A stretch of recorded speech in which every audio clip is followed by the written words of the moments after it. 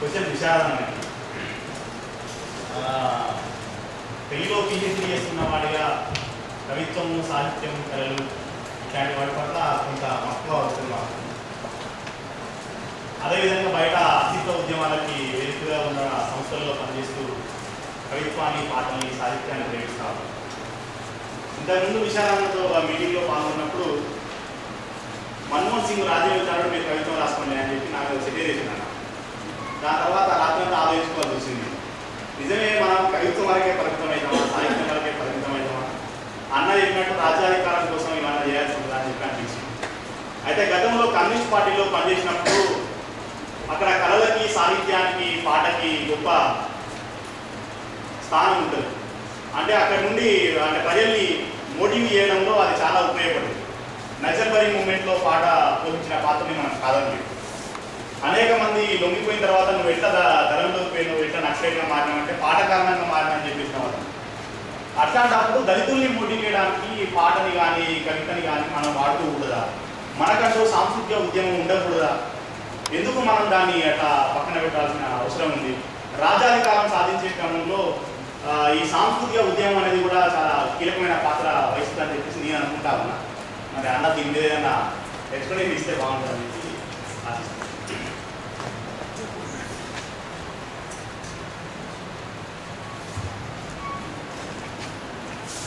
మీకు సమాధానం చెప్తే నాకేంటి, సమాధానం చెప్తే మీరు వెళ్ళిపోతారు, మీరు వెళ్ళిపోతారు, అందరం కలిసి మూమెంట్ రన్ చేయాలి.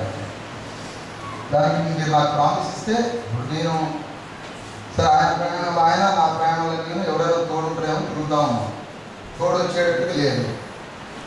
మరి తోడు రావాలి కదా, తోడు మీరు వస్తానంటే నేను సమాధానం చెప్తాను. మీరు దానికి నేను మిమ్మల్ని సాటిస్ఫై చేశాను అనుకోండి, నా సమాధానం నుంచి మీరు సాటిస్ఫై అయ్యారు, అప్పుడేంటి నా తోడు రావడం కోసం ఇక్కడ దాకా వచ్చినా అనుకుంటున్నా నేనైతే. Okay, thank you.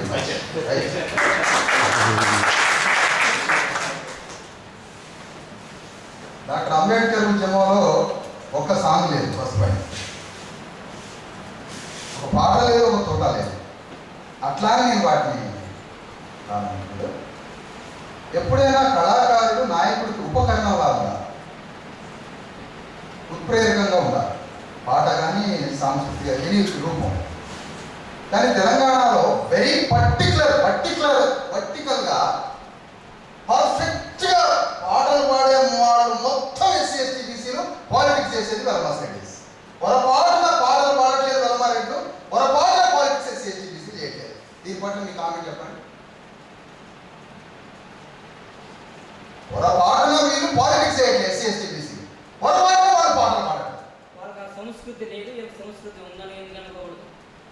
మన సంస్కృతి వాడు నాయకుడు కావడానికి ఉపయోగపడేది. మన పాటలు, మన కళలు, మన ఎనర్జీ మొత్తం లక్షల మంది ప్రజల్ని సమీకరించి వాళ్ళు శాసనసభలో పోవడానికి మన శక్తిని దారిపోయేది. నువ్వు వాడే పాటలో వచ్చే ప్రొడక్షన్, నువ్వు ఆడే ఆటలో వచ్చే ప్రొడక్షన్, నువ్వు ఇచ్చే ప్రజల గ్రూప్లో వచ్చే ఎనర్జీస్ మొత్తం తెలంగాణలో జనరేట్ అవుతున్న ఈ ఎనర్జీ వాళ్ళు శాసనసభలో పోవడానికి, వాళ్ళు రాజ్యాంగం రావడానికి ఉపయోగపడుతుంది కదా. నీ పాట, నీ ఆట, నీ ఎనర్జీ మొత్తం డాక్టర్ అంబేద్కర్ చెప్పినటువంటి అత్యున్నతమైన రాజ్యాంగం ప్రయాణం చేయడానికి మన ఎనర్జీ పోవాలి కదా. మన ఎనర్జీ వాడికి పోవటం ఏంటి అనేది ఇక్కడికి వచ్చారు. దీని పట్ల మీ కామెంట్ ఏంటి? దానికి కావాల్సినటువంటి వనరులను ఎలా సమీకరించుకోవడం, అది మన పాయింట్, అది లేదు.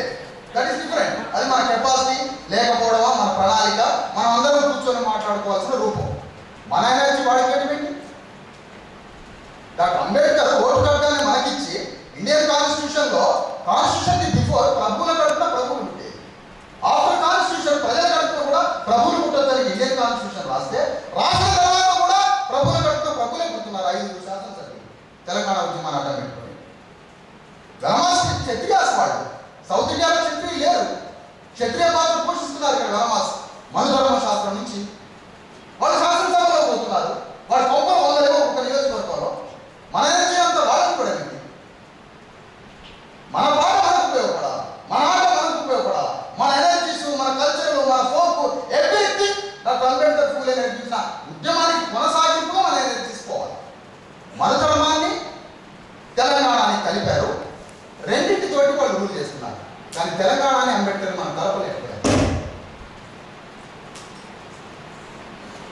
చేయండి, కామెంట్ చేయండి.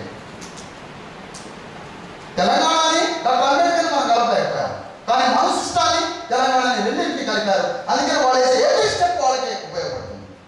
అడ్వకేట్ జనరల్ అనుకున్నాం, అదేంటి హైయర్ ఎడ్యుకేషన్ సెక్రటరీ తెలంగాణకు పోయి తెలంగాణ వాడికి కావాలి. ఆ తర్వాత లెజిస్లేటివ్లోకి వాళ్ళు వెళ్ళిపోయారు. రాజ్యాంగానికి కావాల్సిన 3 అంగాలు, ప్రధానమైన అంగాలు. శాసనసభలోకి వాళ్ళే అయ్యారు, అడ్వకేట్ జనరల్ వాళ్ళే అయ్యారు. స్టాండింగ్ కౌన్సిల్లో 20 పోస్టులు ఉంటే ఒక్కొక్క డిపార్ట్మెంట్కి ఒక్కొక్క గవర్నమెంట్కి ఒక్కొక్క అడ్వకేట్ ఉంటాడు. గవర్నమెంట్ తరఫున 20 19 అడ్వకేట్ పోయింది.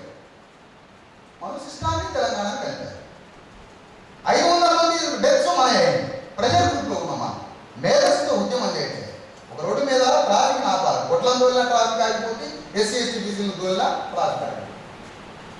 మనం బుద్ధిబలంతో ఉద్యమం చేయట్లేదు. మనం బుద్ధిబలంతో ఉద్యమం చేయకుండా మనకంటూ ఒక సొంత ప్రణాళిక, సొంత సిద్ధాంతం, మన విముక్తి కోసం మార్గాలు వేసుకోవట్లేదు. కాబట్టి ప్రజల గ్రూప్లో ఉన్నాం కాబట్టి 600 మంది మనవాళ్ళు తెచ్చారు. వాళ్ళ ప్రణాళికలు, వాళ్ళ సిగ్నల్స్, వాళ్ళ కింది దాకా కార్యాచరణ, వాళ్ళ పథకం, ప్రయాణం అన్నీ ఉన్నాయి. కాబట్టి వాళ్ళ దాంట్లో ఎవరు చనిపోవడం. అసలు ఎస్సీ ఎస్టీ బీసీలంతా తెలంగాణలో మన రాజ్యాన్ని స్థాపించుకోవాలని అందరూ కూర్చొని మాట్లాడుకున్న ఒక సంఘటన అంతా రెడ్లందరూ ఒక దగ్గర కూర్చోబెట్టండి. ఖాళీ తెలంగాణ కావాలా, తెలంగాణలో మీకు పొలిటికల్ పవర్ కావాలని రెడ్లను అడగండి. అరే ఉత్తర తెలంగాణ ఎందుకు పోయిస్తారు, తెలంగాణ పవర్ కూడా కావాలంటారు. వెలమాస్టర్ ఒక దగ్గర కూర్చోబెట్టండి. అరే ఖాళీ తెలంగాణ కావాలా, తెలంగాణలో మీకు పొలిటికల్ రిప్రజెంటేషన్ కావాలని. ఉత్తర తెలంగాణ మార్కెట్ కానీ దానికి తీసుకోవడానికి తెలంగాణలో పవర్ కావాలంటారు. ఎస్సీ ఎస్టీ బీసీ మైనారిటీ సమాజాన్ని 4 కోట్లను కూర్చోబెట్టండి, ఖాళీ తెలంగాణ సార్ మాట్లాడతారు. ఎంత పిచ్చి సమాజం అంటే ఏం చేసుకుంటావు తెలంగాణతో?